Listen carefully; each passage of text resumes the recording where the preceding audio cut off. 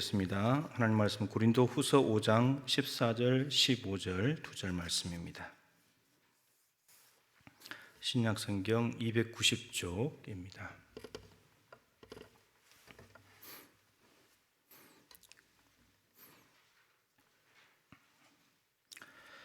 신약성경 290쪽 고린도후서 5장 14절 15절 2절 말씀을 같이 한번 읽겠습니다. 그리스도의 사랑이 우리를 강권하시는도다. 우리가 생각하건대 한 사람이 모든 사람을 대신하여 죽었은즉 모든 사람이 죽은 것이라. 그가 모든 사람을 대신하여 죽으심은 살아있는 자들로 하여금 다시는 그들 자신을 위하여 살지 않고 오직 그들을 대신하여 죽었다가 다시 살아나신 이를 위하여 살게 하려 함이라. 아멘. 인사 한번 하실까요? 제발 인사하십시오. 제발 좀 바뀝시다. 예. 어째 우리가 참 안 바뀌는지 오늘 이제 그런 내용입니다.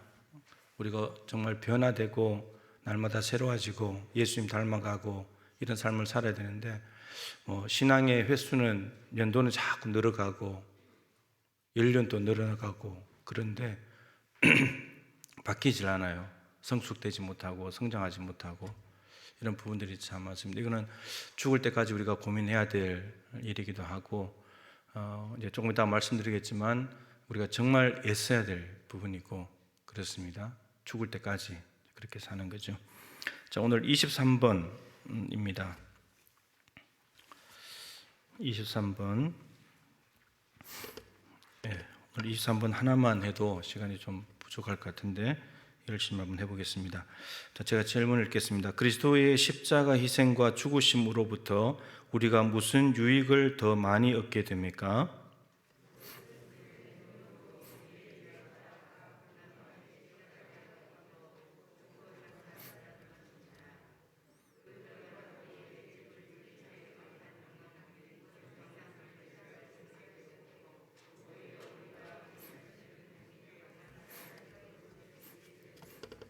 네. 예수 그리스도의 십자가 희생과 죽으심을 통해서 우리가 어떤 유익을 얻게 되는가? 그분의 죽으심, 희생이 우리에게 무슨 효과가 있고 영향력이 있는가? 무슨 의미가 있는가? 이런 거죠. 우리의 옛 자아가 그분과 함께 십자가에 못 박히고 죽고 장사되었다. 옛 자아, 옛 사람이 죽었다는 거죠. 장사되었습니다. 근데 우리가 지난 시간에 말씀드린 어떻게 한다고요? 또 이렇게 죄가 오면 십자가에서 못을 빼고 또 내려온다니까요. 장사를 지냈는데 관뚜껑을 열고 나오는 거예요, 우리가. 예, 이미 죽은 건데. 그래서 이 의식이 굉장히 중요합니다. 나는 이미 죽었어. 내가 예수 믿는 순간에 예수님과 함께 십자가에 나는 죽은 거야. 이렇게 생각하는 것이 매우 중요합니다. 이런 생각을 잘 못하니까 나의 육신을 자꾸 건드니까 육신이 자꾸 튀어나오는 거죠. 이미 죽어버렸는데 십자가에. 그러니까 내가 어떤 조건에 막 이렇게 화를 내고 막 욕을 하고 막 이런 것들 때문에 십자가에 죽은 건데 예수님이 그것 때문에 죽은 건데 우리는 또 그것이 또 살아있단 말이에요. 나는 이미 죽었어. 예수님이 그것 때문에 죽으셨는데 이제 이런 생각을 가져야 되는 거죠. 그리고 그 결과로 우리의 죽을 육체의 악한 욕망들이 더 이상 우리를 지배할 수 없게 되었고, 여러분 이 말을 뒤집으면 예수님 십자가의 희생과 죽으심이 있기 전에는 어땠다는 겁니까? 우리의 죽을 육체의 악한 욕망들이 우리를 지배했다는 거죠. 지배하고 있었어요. 우리는 지배를 당했죠. 지배를 당했기 때문에 그게 끌려갈 수밖에 없는 그런 존재였습니다. 근데 십자가 희생과 죽으심을 통해서 우리에게 어떤 유익이 왔냐면 이제는 그 욕망을 쫓아가지 않아도 되는 거예요. 그게 우리를 지배하지 못하게 된 거예요. 이게 변화된 거예요. 이게 십자가 안에서 변화된 거거든요. 그래서 우리는 더 이상 이제 내용이 나오지만 종노릇 할 필요가 없는 거예요. 이전에는 종노릇 했어요. 그래서 욕망들이 시키면 시키는 대로 이거 하라면 이거 하고 저거 하라면 저거 하라는 대로 시키는 대로 살았는데 이제는 그러지 않아도 된다는 거예요. 그렇지 않게 되었다는 거죠. 그게 다르게 말하면 우리는 십자가의 희생과 죽음이 있기 전에는 무능력했어요. 욕망에 대해서 철저하게 무능력하게 그냥 질질 끌려다니는 거예요. 그런데 이제는 나 그렇게 안 살아. 예수님 때문에 나 그렇게 살 수 없어. 이렇게 할 수 있다는 거예요, 지금. 이게 바뀌어졌다는 거죠.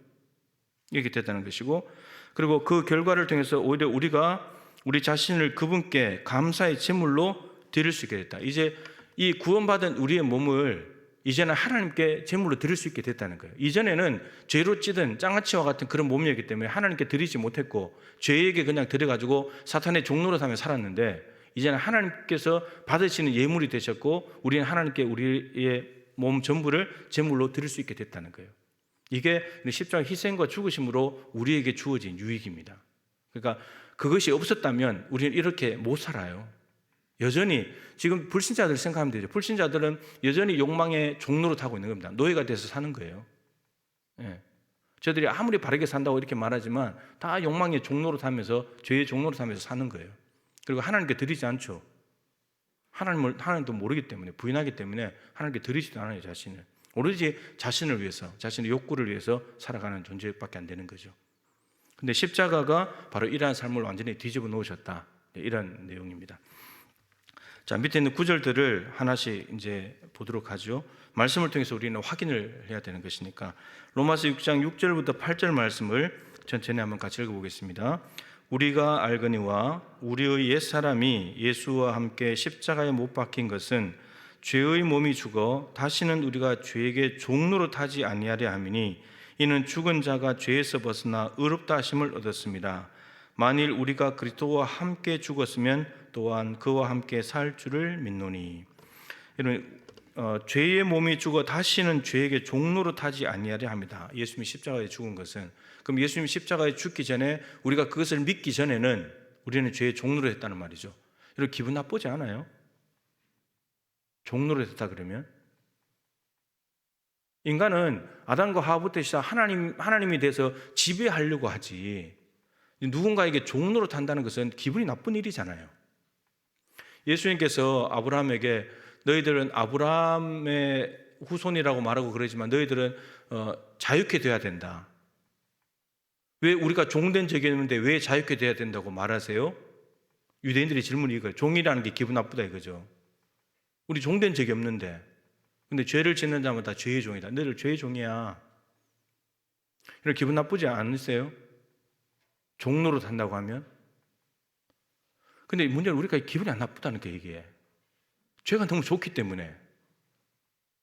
죄가 너무 달콤하니까. 종로로 타더라도 뭔가 생기면 좋으니까. 이런 게 문제라고, 이런 게. 종로로 산다고 하면 우리는 우선 마음이 나빠야 되는데. 근데 마음이 안 나쁘다는 거예요, 마음이.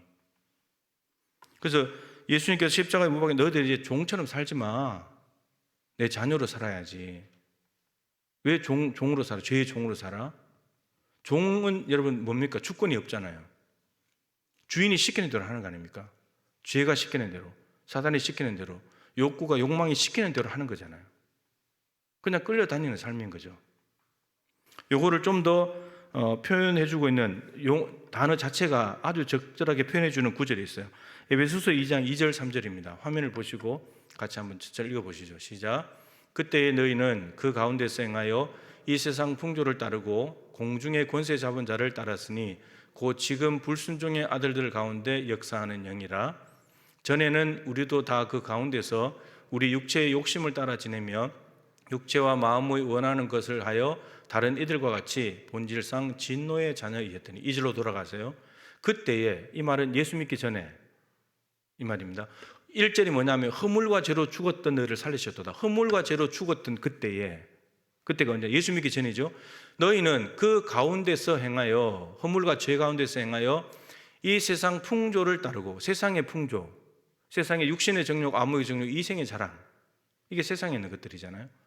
공중의 권세 잡은 자 누굽니까? 마귀입니다. 마귀. 그 다음에 곧 지금의 불순종의 아들들 가운데 역사하는 영. 지금 불순종, 예수 믿지 않는 사람들 가운데 역사하는 영이 마귀 사탄이거든요. 근데 저들이 모르는 거죠.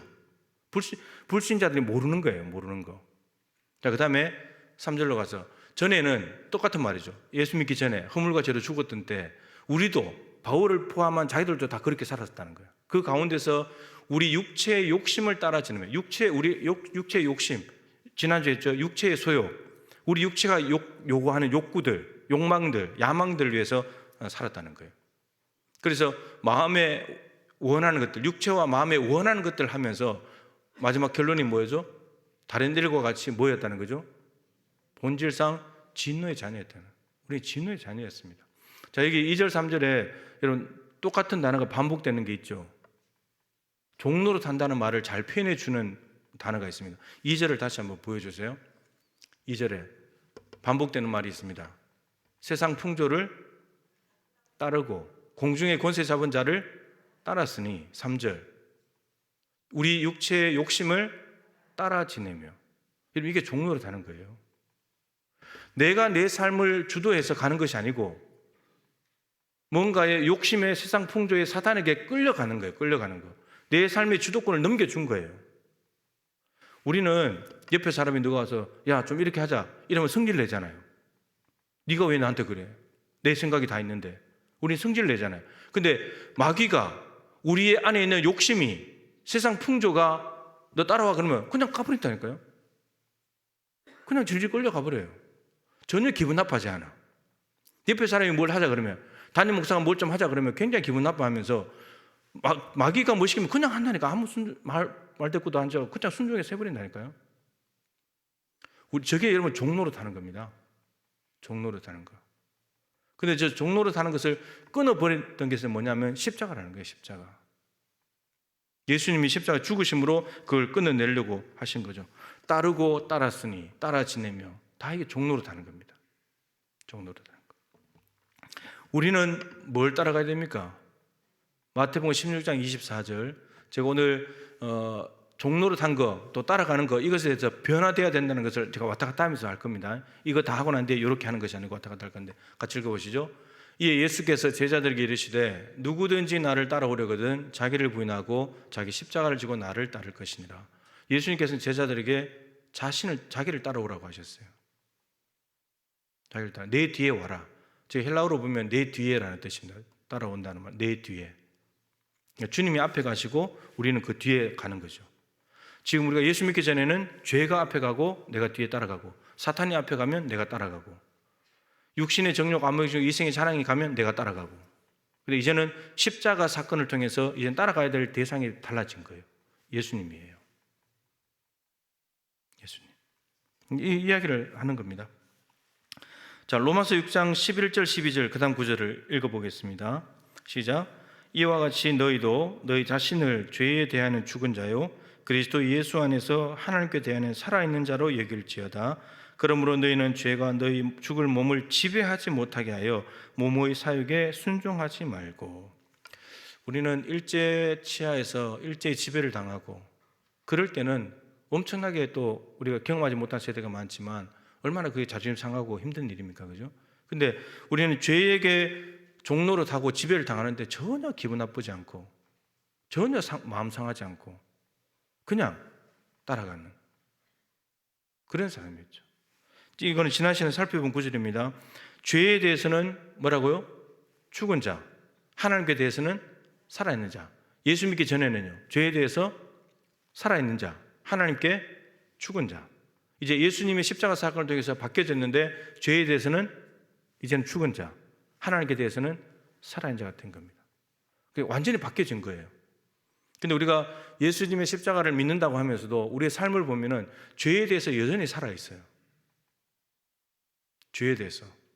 돈이 생긴다 그러면 뭐 목사고 장로고 뭐 아무것도 필요 없어요. 그냥 돈 그냥 생기면 그만입니까?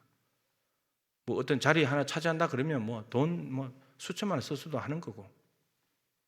그죠? 다 필요 없는 거예요. 죄에 대해서 우리가 살았기 때문이에요. 그런 데에 대해서 죽어버려야 되는데 반응이 없어야 되는데 그렇다는 거예요. 누가 또 뭐 좋은 거 가지고 부러워하고 나도 저기 있으면 좋겠는데 그런 거예요. 인간이 참. 근데 제가 이제 좀 전에 내일 사랑의 뜰라는 이제 원고를 썼는데 쓰면서도 제가 야 어떻게 이런 내용을 썼냐 이렇게 싶을 정도로 제가 은혜를 받았어요. 뭐냐면 우리가 큰 돈을 벌고 뭐 대단한 지위를 얻고 굉장히 뭐 큰 것들을 막 기대하면서 사는데 사실은 아등바등 살지만 그거 얻어도 만족함이 없잖아요. 얻는다고 만족이 있습니까? 만족 못 한다니까요. 근데 또 못 얻으면 낙심해요. 근데 여러분, 여기 저 동천에 핀 벚꽃을 보셨습니까? 가보셨죠? 그거 하나 때문에 사람들이 몰려갑니다.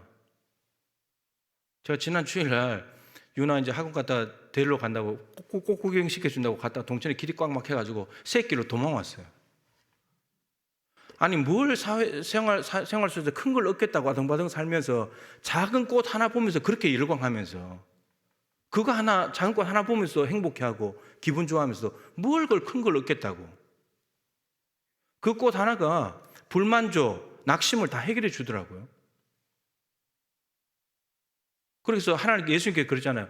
솔로몬의 모든 영광 이 꽃 하나만도 못하다. 부귀영화, 솔로몬의 부귀영화를 여러분들이 다 가지면 만족이 있을 것 같아요? 행복할 것 같아요? 저는 금방 알겠더라고요. 꽃 하나만도 못한 거예요. 그거 가지다고 만족이 없으니까. 못 가지면 낙심만 되니까. 근데 꽃 하나 보면서 뭘 더 가지려고 애쓸 것도 없고 그냥 피어있는 꽃 하나님이 계절의 변화를 따라서 때를 따라 주신 거 감사하면 그만인 건데 아주 작은 것 하나에도 하나님의 깊은 사랑과 우리의 마음의 모든 것들을 들어주는 그런 치유와 같은 능력이 있는 건데 근데 뭘 큰 걸 얻겠다고 욕심 부리면서 그렇게 살아가는지 뭐 대단한 일을 하겠다고 다 허무한 것들이에요. 허무한 것들.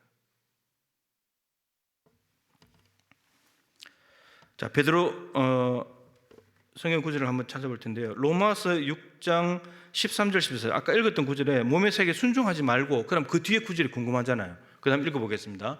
또한 너희 지체를 불의의 무기로 죄에게 내주지 말고 오직 너희 자신을 죽은 자 가운데서 다시 살아난 자 같이 하나님께 드리며 너희 지체를 의의 무기로 하나님께 드리라. 14절 죄가 너희를 주장하지 못하리니 이는 너희가 법 아래에 있지 아니하고 은혜 아래에 있습니다. 십자가 은혜 아래에 있는 사람은 이제는 자기의 몸을 불의의 무기가 아니고 불의를 행하는 무기가 아니라 의를 행하는 하나님께 대해서 살아있다는 다른 표현입니다. 의에 대한 무기로 자신을 드리는 거죠. 이 땅에는 불의를 행하기 위해서 자신의 몸을 던지는 사람들도 있고 의를 행하기 위해서 몸부림치면서 피 터지면서 자기를 내어주는 사람들도 있습니다. 예수 믿는 사람 안에도 두 부류가 있을 수 있겠죠. 여러분들은 여러분들의 몸을 무엇에다가 쓰고 계십니까? 여전히 불의를 행하는데 여러분 내어주고 있습니까? 아니면 하나님께 대해 살아서 하나님이 원하시는 뜻을 이루어 드리기 위해서 정의와 공의를 행하기 위해서 여러분들의 몸을 불사르고 있습니까? 십자가는 이걸 바꿔놓은 겁니다. 십자가가 없었다면 우리는 의의 무기, 우리의 몸 의의 무기를 절대로 못 드립니다. 여전히 욕망의 노예가 되어서 살아가는 거죠. 불의의 무기로 드리고. 베드로전서 4장 1절부터 3절 말씀을 읽어보겠습니다. 아주 중요한 표현이 나오는데 읽어보겠습니다. 그리스도께서 이미 육체의 고난을 받으셨으니 너희도 같은 마음으로 갑옷을 삼으라. 이는 육체의 고난을 받은 자는 죄를 그쳤음이니 그 후로는 다시 사람의 정욕을 따르지 않고 하나님의 뜻을 따라 육체의 남은 때를 살게 하려 함이라. 너희가 음란과 정욕과 술 취함과 방탕과 향락과 무법한 우상 숭배를 하여 이방인의 뜻을 따라 행한 것은 지나간 때로 족하도다.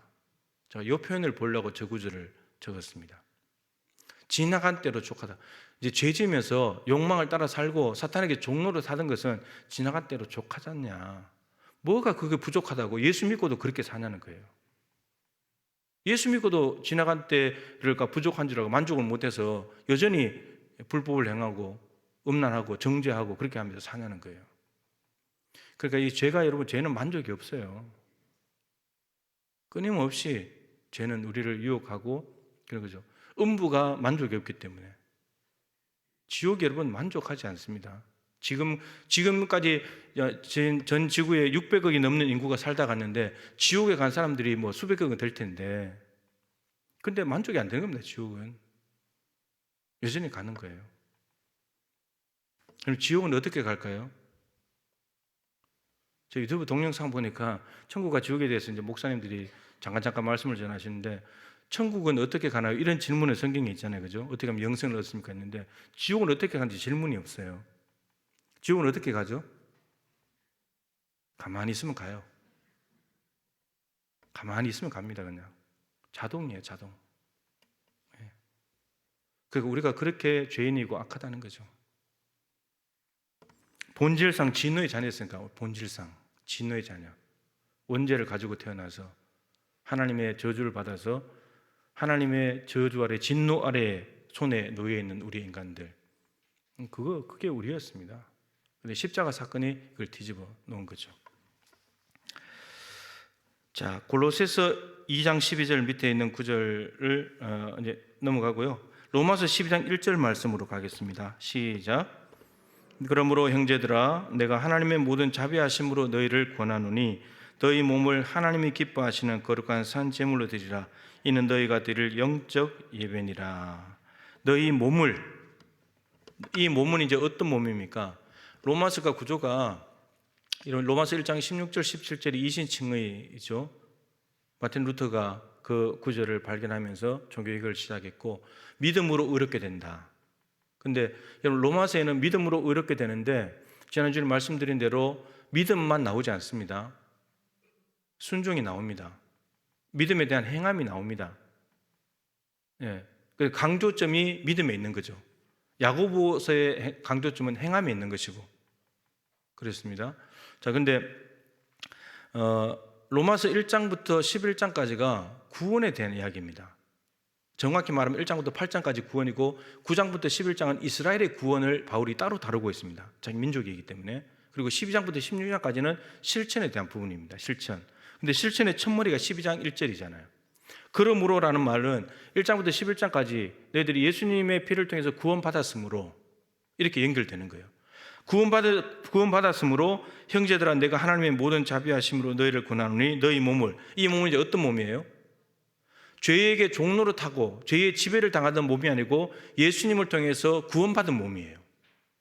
구원받은 몸, 거듭난 몸, 중생한 몸, 예수의 피를 발라서 거룩하게 된 몸. 이 몸은 이제 어떻게 해야 된다? 어떻게 사용해야 된다고요? 하나님이 기뻐하시는 거룩한 산 제물로 드려야 된대요. 예수님이 자신을 십자가에서 하나님께 드린 것처럼 우리도 이제 우리의 몸을 하나님께 드려야 돼요. 산 제물로 하나님께. 이게 우리가 드릴 영적 예배네요. 합당한 예배래요.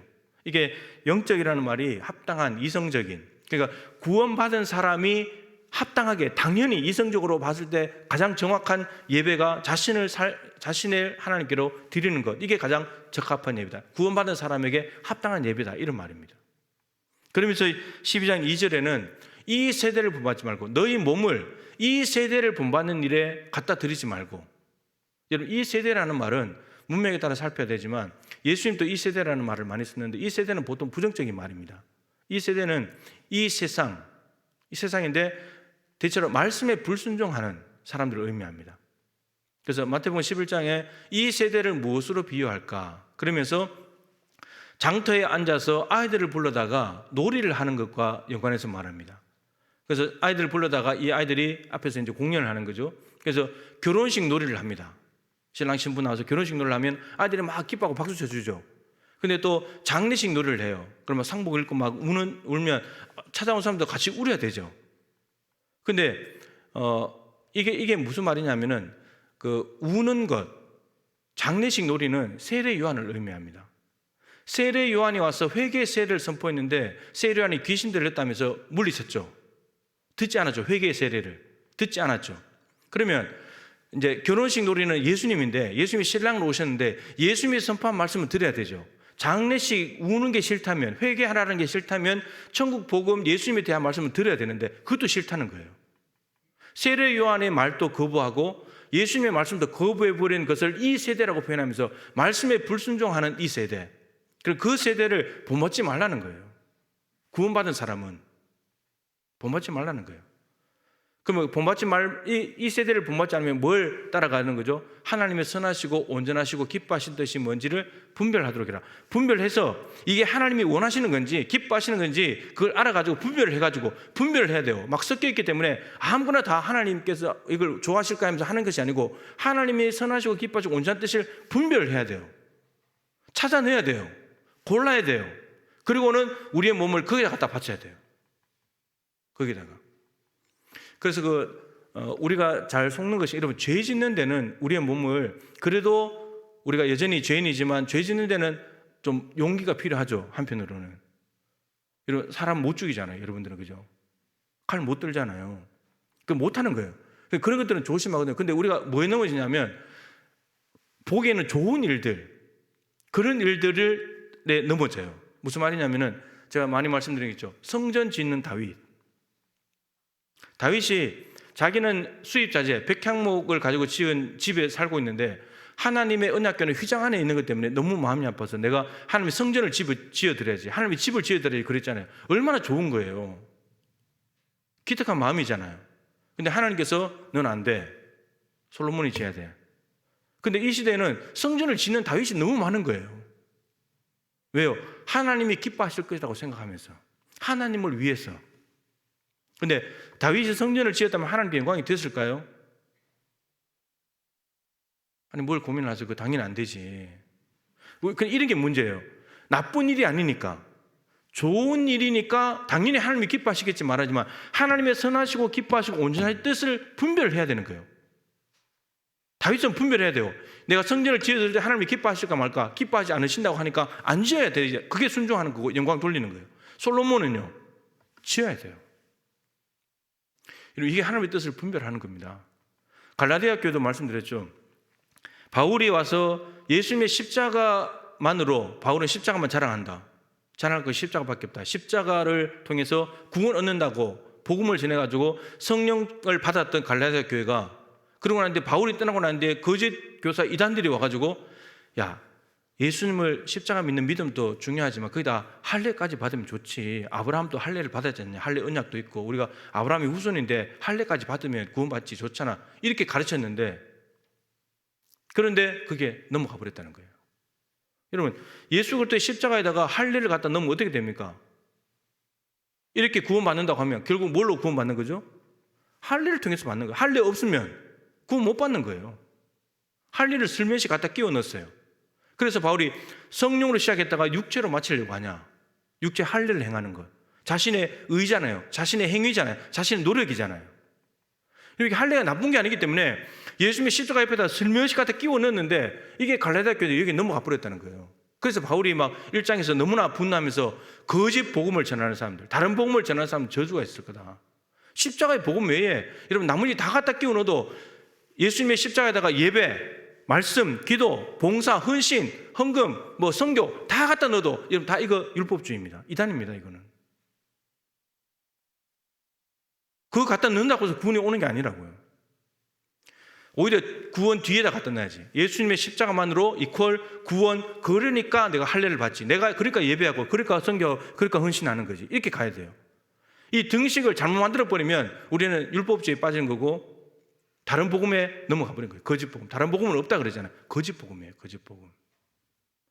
그러니까 우리가 심각하게 어떤 큰 죄를 짓는 데는 잘 안 빠지는데, 근데 조그마한 죄들에게 자꾸 넘어가는 경우들이 있고, 한편으로는 또 내가 생각하기에 하나님이 기뻐하시겠지, 그런 것들에게 너무 잘 넘어가요.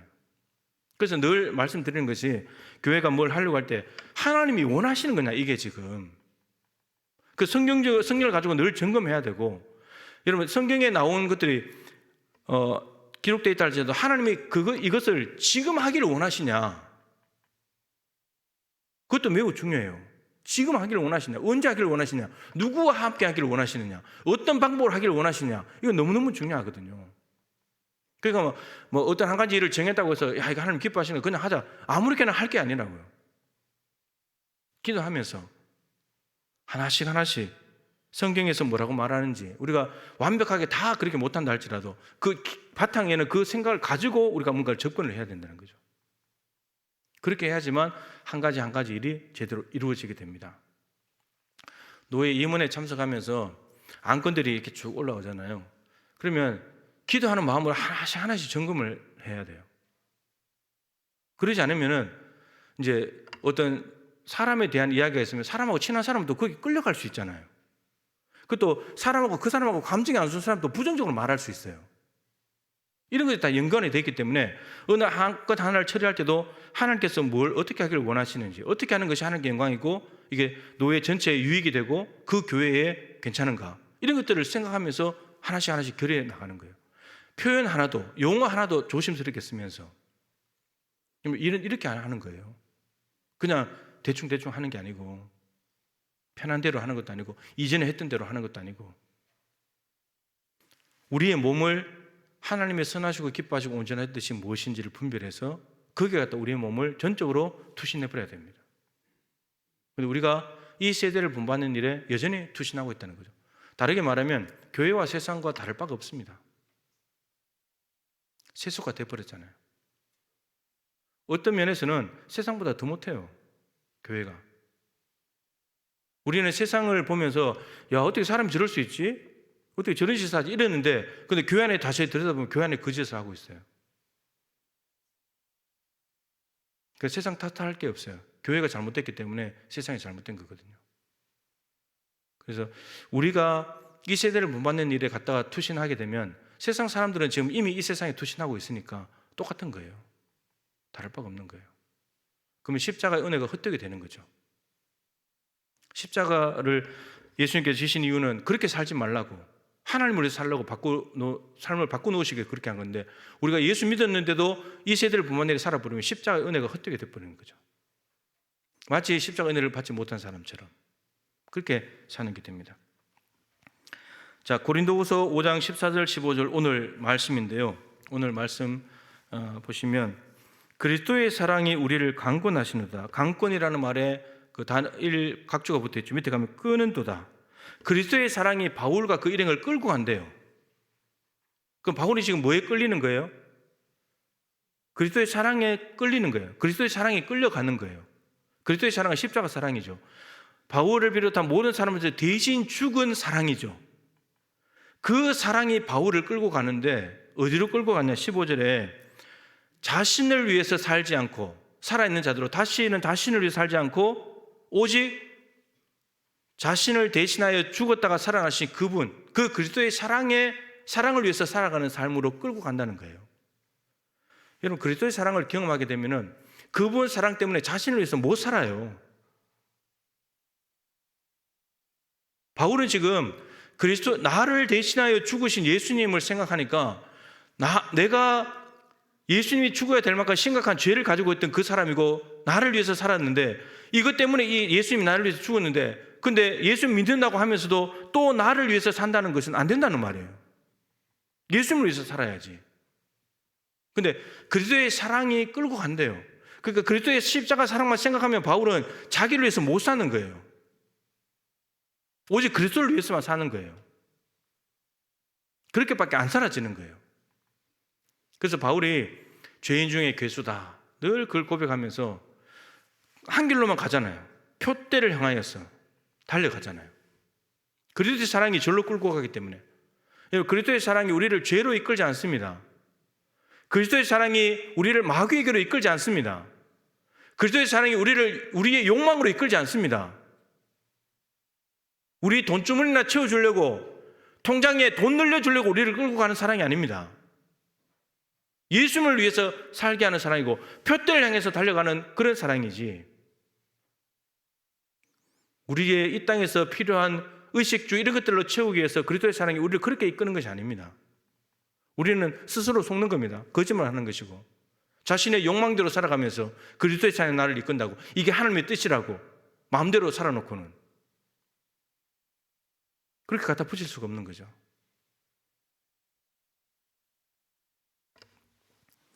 로마서 14장 7절 8절 또 읽겠습니다. 앞에 보시죠. 우리 중에 누구든지 자기를 위하여 사는 자가 없고 자기를 위하여 죽는 자도 없도다. 우리가 살아도 주를 위하여 살고 죽어도 주를 위하여 죽나니 그러면 사나 죽으나 우리가 주의 것이로다. 여러분, 살아도 주를 위해서 살고 죽어도 주를 위해 살아야지, 우리가 살아있으나 죽어있으나 우리의 주인이 주님이다, 이런 말입니다. 근데 지금 살아있을 때 우리는 주를 위해서 살지 않기 때문에 우리 살아있을 때 주인은 주님이 아닙니다. 우리 자신이지, 여전히. 죽은 뒤에 우리는 뭘 아무것도 할 수가 없죠. 주님이 주인 되셔야 됩니다. 근데 우리가 살아있을 때 주를 주인으로 모시지 않고 주님을 인정하지 않는다면 죽어도 주님이 우리의 주인이 될 수가 없습니다. 우리 불로 가는 거죠, 직불로. 그래서 주인이 바뀌어졌다는 말입니다. 이제는 주인이 바뀌어졌기 때문에 주인의 뜻대로 살아야죠. 여전히 우리가 예수님을 믿는다고 하면서도 여전히 내 삶의 주인은 나 자신입니다. 주인이라는 것은 정말 예수님이 주인인가는 이렇게 질문을 해보면 된다 그랬죠. 무엇을 선택하고 결정할 때 왜 그렇게 선택했는지, 그 선택에 결정적으로 영향을 끼친 것이 무엇인지를 질문해 보면 됩니다. 여러분, 오늘 어떤 일을 하시는데 왜 그렇게 했습니까? 그렇게 하도록 결정한 것에 가장 영향을 미친 것이 누굽니까? 혹은 무엇입니까? 여러분 자신입니까? 주님이 그렇게 하라고 했습니까? 옆에 사람 말 듣고 한 겁니까? 그렇게 했다면 그게 주인인 겁니다. 우리의 대답은 하나밖에 없어야 돼요. 주님이 그렇게 하기를 원하셨습니다. 성경에 그렇게 되어 있습니다. 기도할 때 하나님께서 내 마음에 그렇게 감동을 주셨기 때문에 저는 그렇게 했습니다. 우리의 대답은 이래야 됩니다. 그래야 주님이 주인인 겁니다. 근데 옆에 사람이 그러니까 다른 사람들이 다 그렇게 하니까 남도 그렇게 하는데 뭐, 그러니까 그 사람들이 주인이 된 거죠. 하나님은 우리의 주인이 되시길 원하십니다. 자, 마지막 구절이 남아있는데 이거는 이제 바울은 늘 나는 주를 기쁘시게 하는 자가 되기를 힘쓰노라. 바울의 삶의 목표였죠. 주를 기쁘시게 하는 거. 고린도후서 5장 9절 10절인데 그 말씀이 이제 넘어갔는데 이제 말씀 마치죠.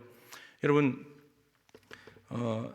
중요한 건 우리가 예수를 믿고 이런 스스로 생각해보세요. 예수 믿고 많이 바뀌었습니까? 내가 예수 믿고서 죄사함 받아 나의 모든 것 변했네. 찬송가 가사가 여러분의 것이 맞습니까? 희망사항입니까? 아직도? 우리는 점진적으로 죽을 때가 점점적으로 성화가 되어 갑니다. 예수 믿었다고 해서 단번에 삶이 바뀌지 않죠. 점점점 끊을 거 끊고 버릴 거 버리고 새롭게 할 거 새롭게 하고 살아갑니다. 근데 바뀌어져 가고 있냐는 거예요. 그냥 숫자로 나타낸다면 하루에 1cm라도 나가야 되잖아요. 뭔가 바뀌어져야 되잖아요. 근데 안 바뀌고 똑같이 제자리에 있는 거예요. 근데 또 예수는 믿고 있다고 말하고 예수는 안에 계시다고 말하는데, 근데 예수가 우리 안에 있고 예수님을 믿는다면 결코 제자리에 있을 수가 없거든요. 이런 것 같아요. 제가 이 말씀에 관련된 걸 할 때마다 늘 말씀드려요. 우리에게 이게 없어요. 의지가 없어요. 스스로에게 솔직히 질문해 보세요. 여러분 정말 예수 믿었는데 바뀌고 싶습니까? 벌써 대답이 안 되잖아요. 바뀌고 싶지 않은 거예요. 우리는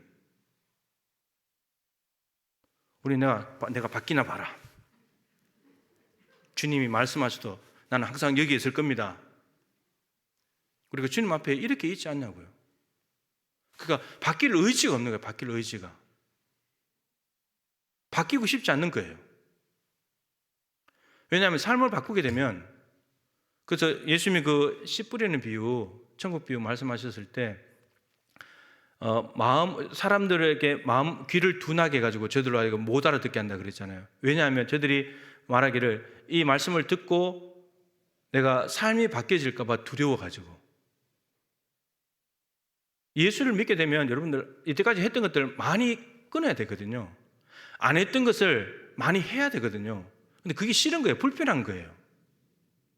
그러니까 바뀌지 않으려고 애를 쓰는 거예요. 우리가. 그러니까 의지가 없는 거예요. 바뀔 의지가 없으니까 우리가 안 바뀌는 거예요. 예수 믿어도 수십 년이 되어도 안 바뀌는 거예요.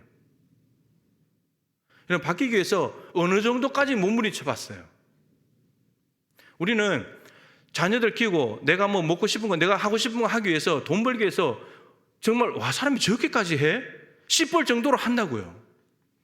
며칠 굶더라도 허리띠 졸라매고 육체적으로 막 병이 나더라도 괜찮아 그러면서 막 일을 한다고. 새벽부터 밤늦게까지 며칠 밤새도 끄떡없고. 근데 예수 믿고 바뀌기 위해서 그렇게 해봤냐 이거예요 우리가. 근데 그건 안 한다고요. 자신의 유익과 만족을 위해서는 온갖 방법을, 부적절한 방법을 다 동원해서까지 하면서 정말 내가 하나님 앞에 내가 조금이라도 바뀌기 위해서 얼마나 몸부림치고 내가 정말 싸우고 나 자신과 싸우고 절제하고 포기하고 하냐는 거예요. 의지가 없는 거예요. 의지가. 바뀔 마음이 없는 거예요. 지금 뭐 이렇게 살아도 전혀 불편하지 않으니까. 지금 이렇게 살아도 예수 잘 믿는다고 뭐 직분 가지고 있고 예배 열심히 하고 성실하다고 말해주니까. 근데 그거는 별개의 문제. 그거 아무 상관없어요. 내가 바뀌었냐는 거예요. 하루하루가 바뀌어져 가고 있냐는 거예요. 여러분, 나이를 먹어가도 나이 먹는 거 걱정하지 마시고 아름답게 변해가면 그거 하나님 앞에 영광 되는 거 아닙니까? 우리의 겉사람은 후패도 우리의 속사람 날로 새로워진다는데 주님 앞에 가면 갈수록 우리 속사람이 새로워지고 있냐는 거예요. 그래서 우리가 의지가 없어요. 의지가. 절대 내가 바뀌지 않는다고. 다 이렇게 자세는 이렇게 잘 듣는 것 같은데 실제로는 이러고 있는 거예요. 하나님 앞에 이걸 딱 버티고 있는 거예요. 예. 어디 뭘 하자 그러면 저 사람 딴 사람 보내라 그러고 나는 절대로 안 가야지 이러고 있고, 의지가 없기 때문에 우리는 안 바뀌는 겁니다. 그러니까 우리가 먹고 살 의지가 있기 때문에 여러분 아무리 힘들어도 또 사는 거거든요. 오늘 힘들어도 내일 또 일어나서 또 뛰어가는 거거든요. 의지가 있으니까. 그죠? 근데 우리가 바뀔 의지가 있기 때문에 말씀을 아무리 많이 들어도, 기도를 아무리 해도 그 말씀대로 살아보려고 조금의 불편을 감수하지 않기 때문에, 조금 포기하는 것을 그걸 못하기 때문에, 그러니까 안 바뀌는 거예요. 그러니까 우리는 끊임없이 그 칼빈이 말한 대로 교회는 날마다 개혁돼야 된다. 해마다 종교개혁 주일에 개혁되는 것이 아니고 날마다 개혁돼야 된다. 날마다 우리의 삶이 바뀌어져야 된다는 거죠. 어제보다 오늘이 좀 더 다르게. 어제 말실수한 걸 오늘 안 하기 위해서 참는 거죠. 예. 상대방 인간이 아무리 안 바뀌어도 내가 바뀌는 거죠. 그러니까 우리는 그 예수님 옆에 있던 강도처럼 자꾸 예수님 핑계를 댄다고, 다른 사람 핑계를 댄다고.